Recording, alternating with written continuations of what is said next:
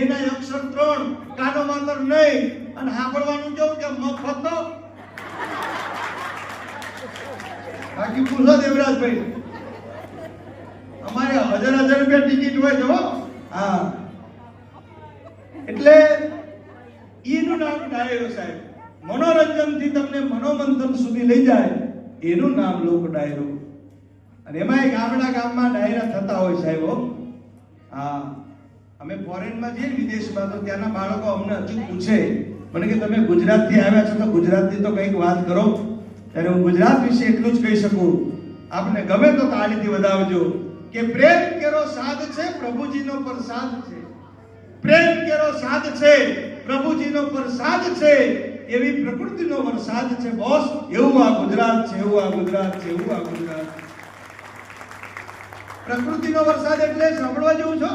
પ્રકૃતિનો વરસાદ એટલે ઉપરથી પડે છે એ નહીં, પણ દુકાળ પડે અને કોઈમાં રહેલી દાતારી નામની પ્રકૃતિ બહાર આવે અને ઈ દાન આપે અને આપણી લાખો ગાયો જીવી જાય ને, એની વાત કરીએ છીએ બાપ, એની વાત કરીએ છીએ.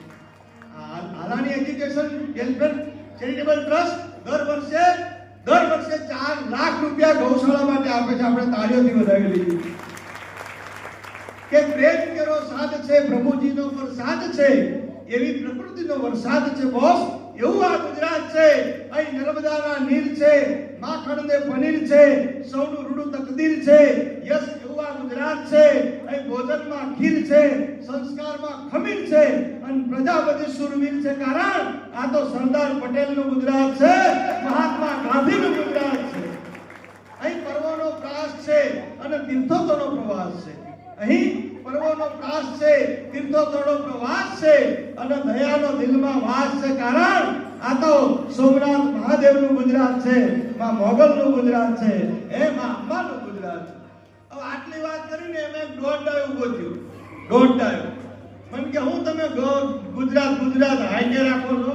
મેં કીધું તો મને કે ગુજરાત વિશે તો આખો ચોપડા ભરાય. તમે ગુજરાત 10 મિનિટમાં પતાવી દીધું, પછી આપણું મગજ ગુજરાતી ને ભાઈ.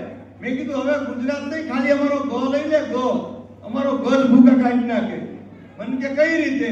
મેં કીધું સાંભળ અમારા ગોની તાકાત. મને કે સંભળાવો. મેં કીધું આખા ભારતમાં આટો માર, સારામાં સારું રાજ્ય કયું? મને કે ગુજરાત.